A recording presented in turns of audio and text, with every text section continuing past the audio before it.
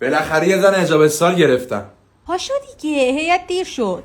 کدوم هیئت باز؟ هیئت حاج آقا. یعنی چی؟ بابا مگه ما محلمون هیئت نداریم هی میگی بلند بریم اون هیئتمون حاج آقا اون هیئتمون حاج آقا؟ بابا ول کن دیگه. ای بابا مگه هیئت دیگه نیست تو این تهران؟ نه من میخوام برم با دوستان ویدیو بگیرم. خب پس نمیخوای بری هیئت، میخوای بری ویدیو بگیری. چرا اینجا نشستی؟ بلند شو برو برام دونه 17 پرو مکس بخرای بابا. باشه الان میرم میخرم. کجا میای؟ اینو میگی برو بیرون دوباره بیا تو. بودو بچه‌ها شوهرم امروز منو سورپرایز کرد. بگی خب. وای دست درد نکنه واسم هدیه خریدی؟ نه بابا هدیه چی؟ تبلیغ سری دستت کن فیلم بگیرم استوری کنم. برام لوازم آرایشی و اینا هم محمد آقا سلام علیکم. دارم استوری میگیرم تبلیغ بذارم چرا اینطوری میکنی؟ محمد آقا من الان بهت زنگ میزنم. بابا زن اینا کی هم فالو کردی؟ همشون اجابه استایلن که. بابا اینا دوستا من همونایی که باشون چالشه بریم نجفو گرفتم دیگه. ای بابا بس کن دیگه، خستم کردی به خدا.